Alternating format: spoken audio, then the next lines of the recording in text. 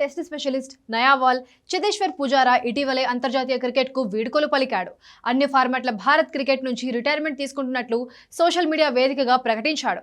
Bharat number 3 ఆటగాడిగా అనేక మంది ఆడినా ఎవరూ నిలకడగా రాణించలేకపోయారు.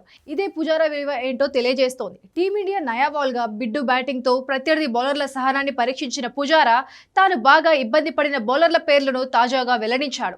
సౌత్ ఆఫ్రికా దిగ్గజ పేసర్లు డేల్ స్టెయిన్, మోర్నీ మోర్కెల్తో పాటు Australia captain Pat Cummins, England దిగ్గజ పేసర్ జేమ్స్ ఆండర్సన్ బౌలింగ్ తనకు చాలా కఠినంగా అనిపించేదని పుజారా ఓ ఇంటర్వ్యూలో చెప్పుకొచ్చాడు. Dale Steyn, Morne Morkel, James Anderson, Pat Cummins తాను ఎదుర్కొన్న అత్యంత కఠినమైన బౌలర్లని పుజారా చెప్పుకొచ్చాడు.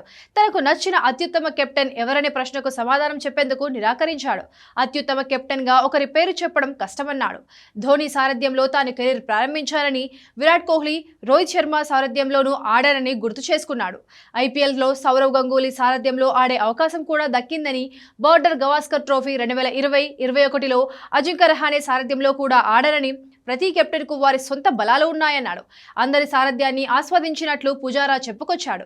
2010లో అంతర్జాతీయ క్రికెట్లోకి అరంగేట్రం చేసిన పుజారా 103 టెస్టులు ఆడి 43 సగటుతో 7,195 పరుగులు చేశాడు.